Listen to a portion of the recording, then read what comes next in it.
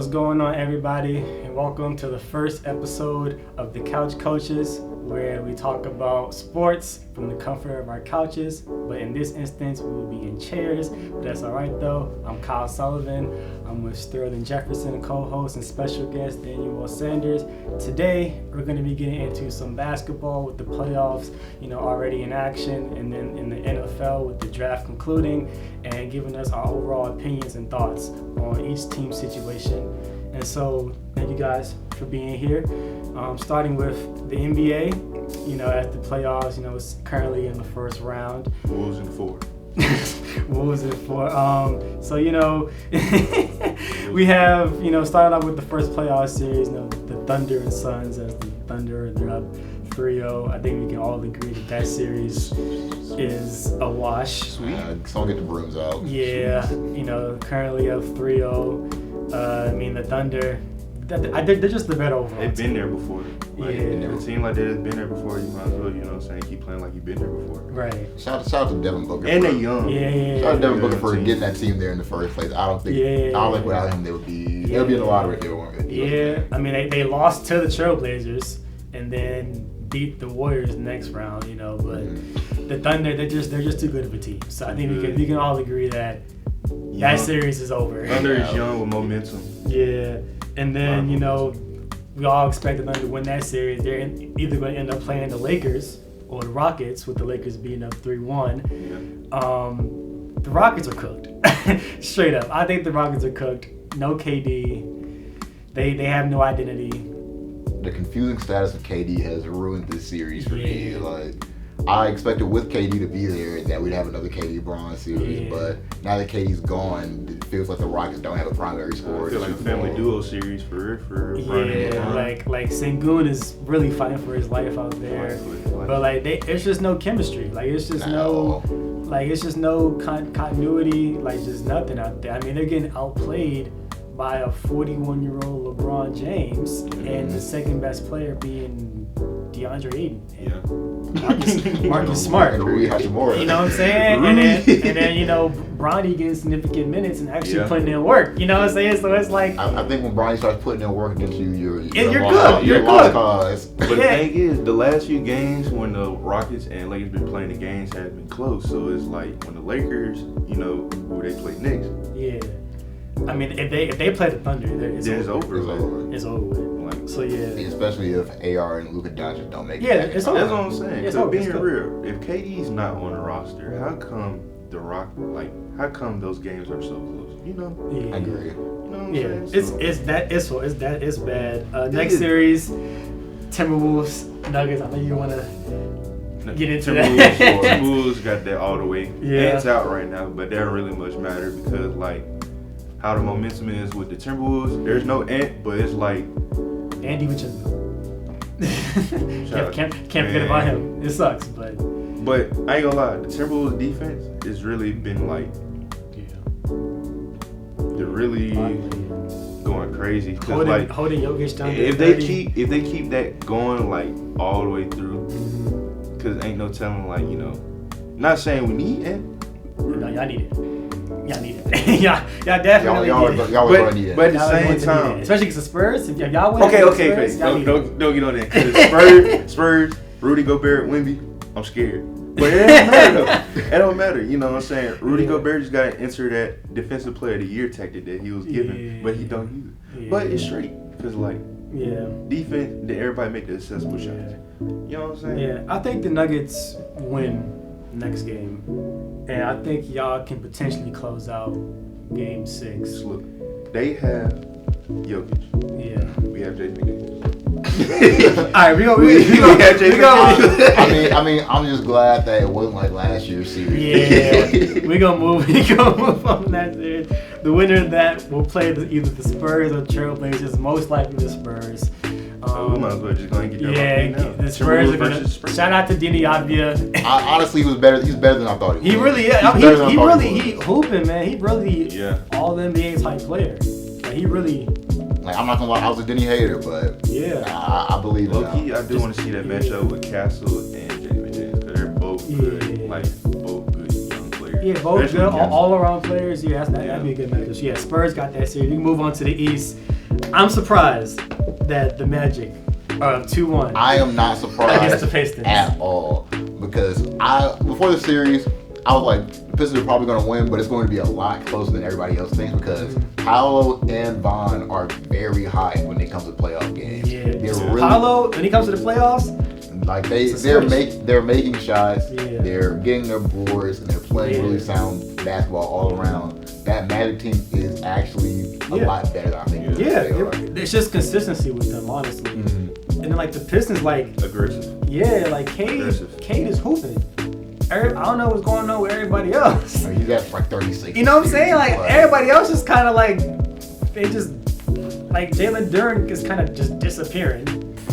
Like But he gets the boards though. yeah, he'll get you boards, but like he averaging like 20 points a So game. it's like Cade Their is like Thompson you know sibling is not. He's not like a scorer. Like he Yeah. elite defender, but like he But not. even then, he's getting cooked. Yeah, you know what I'm saying? And then like after that, Tobias Harris, you know, like You're not going to win a series with Tobias. you know what I'm saying? You feel me? You're not going to win a series with Tobias. But That's yeah. a 76er. You're not winning. I still have the Pistons winning that series though. We can Bro, the Pistons are aggressive and they naturally have good defense. Honestly, Yeah. with the momentum right now, I think it's Magic in 7. I'm gonna go ahead and put it out there. Magic in 7. First upset of. I think that's gonna be the upset of the first round. The big upset of the first round. And so let's get into Cavs Raptors. All right. As a Raptors fan, talk about that. Best home court advantage in the NBA. Really, it comes down to can the Raptors steal an away game. Yeah. I think they'll win all. They won the first 2 games in Toronto, and I think they'll win the third.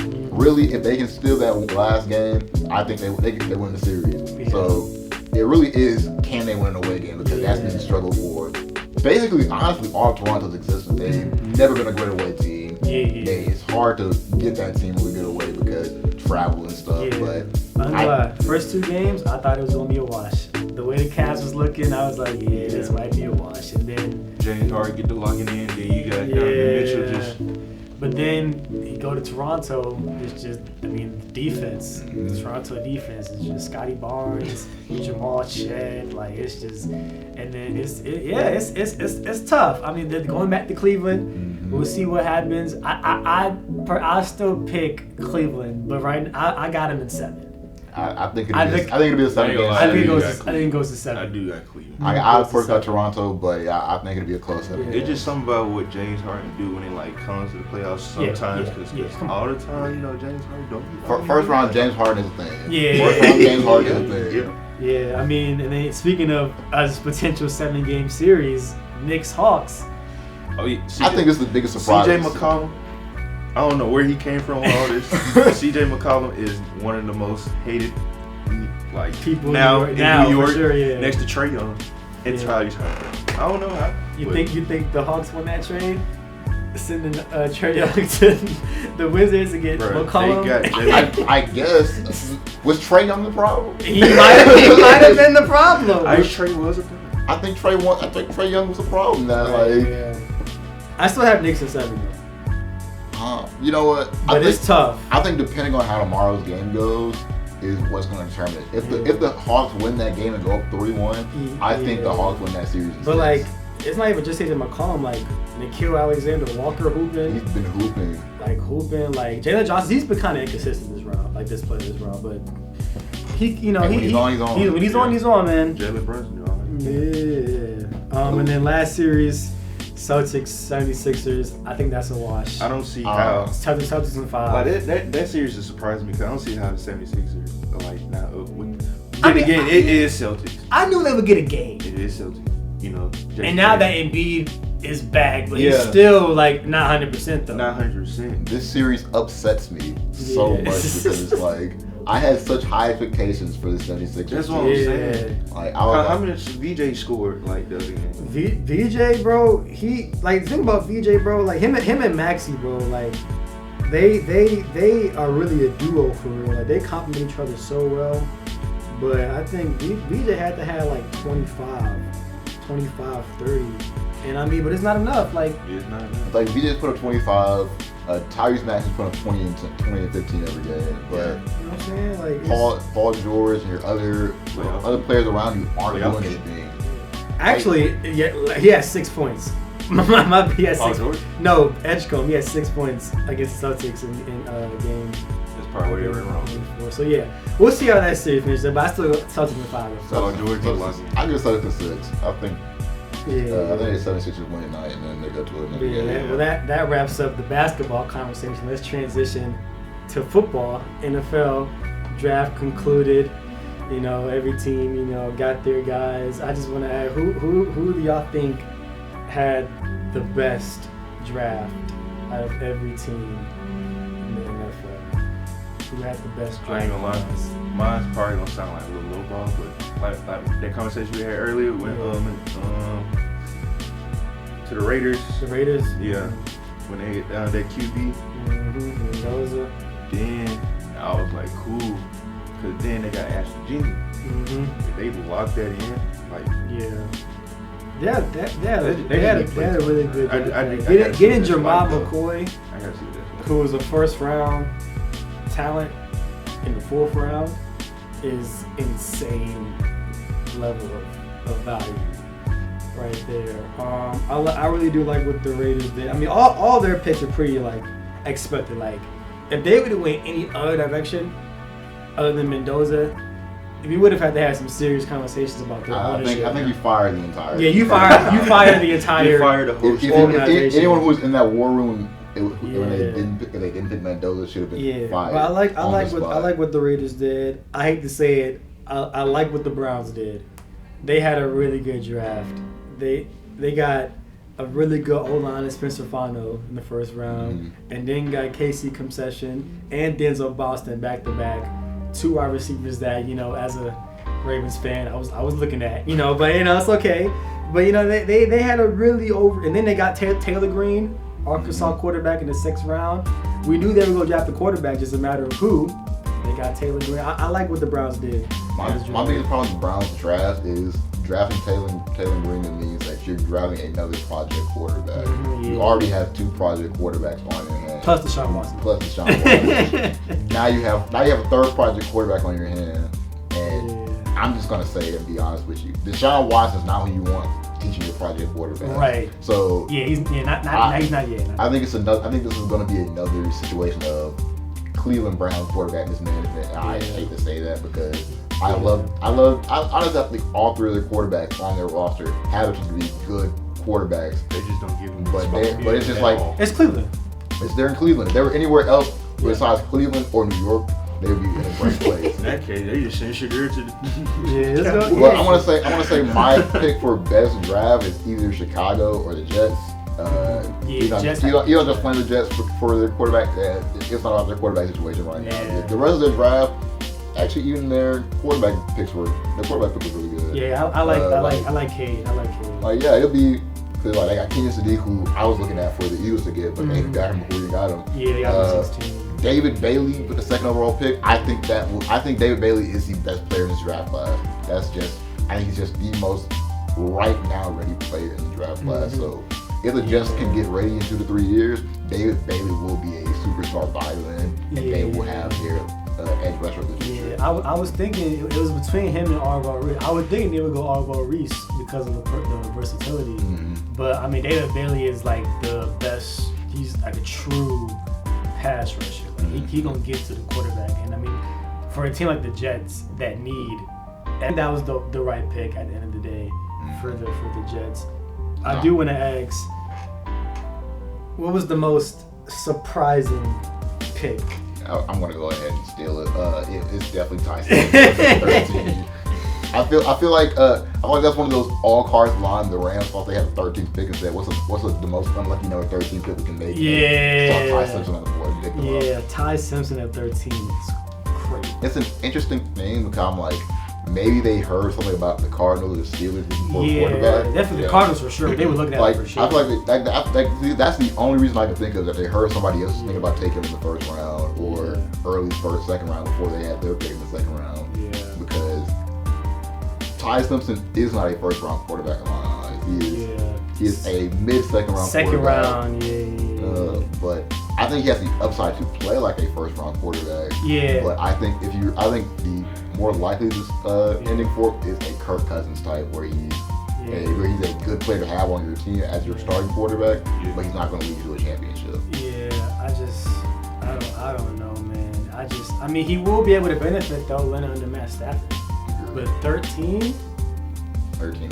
Great. You got any surprises? Not really. Per Cousins gonna do Per Cousins. Per Cousins. Who do you think had like the worst draft? A team that, you know, just kind of was just there in a way. I think this might be rude of me to say.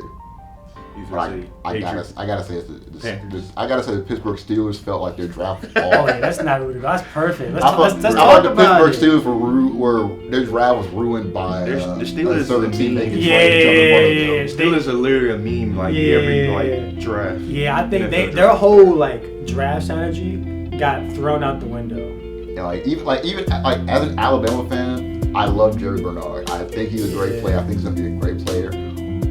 But I think he is such a very big downgrade from Mekhi Lemon that I think that just throws off their entire thinking with the draft. Okay, they're probably looking for a round 2 O lineman or D lineman, and ended up with a wide receiver that they didn't want, and it's going to be a big downgrade move they could have had because they did the old school thing and waited for the pick to come to them, and somebody stole it from them. Yeah. Wild card. I would say, for me, like the Vikings. I don't like their draft.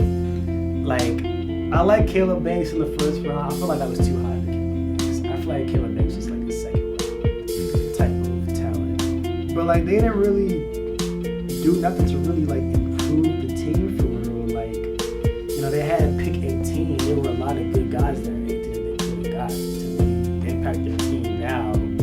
Especially like, you have Kyler Murray. Obviously the Vikings, I guess, are in. Would you consider them like a win now team? Like, I think anyone with Justin Jefferson on their team should be a win now. you know what I'm saying? Like, it's like the Bengals, how the Bengals are. They need to be in a win now. yeah, you know what I'm saying? Like, even I think the Bengals had like a okay. It wasn't impressive either. Yeah, you know what I'm saying? Like, they didn't really do nothing. Like, obviously the biggest thing for them was getting Dexter Lawrence, obviously. But like outside of that, like, they just kind of, you know, just drafted. And the big thing about the Vikings draft to me is Harrison Smith is not going to be there for more than 2 years. You need a safety replacement for Harrison Smith. Yeah, and I'm surprised that's they where your didn't get. defense lies. Yeah, that's why I'm like, why didn't they draft Dylan? What's his name? Dylan Thiemann, who went to the Oregon safety. I was like, well, why did you just draft him? He was right there. He was right there. The Vikings draft confuses me a lot. It's strange. Yeah. Just to ask, who did Titans? The Titans, they got first round. They got Carnell Tate. Oh, yeah. They need another weapon for Cam Ward. Who else did they get? Honestly, they don't have a terrible draft. They got basically everything they needed. Yeah. And at great positions for him, like Anthony Hill Jr. from Texas. He's going to be a really good versatile linebacker for them. I like Keldrick Falk. Keldrick Falk is. I like Keldrick Falk. I remember the Iron Bowl. He was a problem. Yeah. But yeah, this draft honestly is not a bad draft. I think they can make something out of it. Yeah. I think this was a very deep draft class. So I think a lot of teams got better through the draft. But any final thoughts before we wrap this up? To be honest with you, I don't know.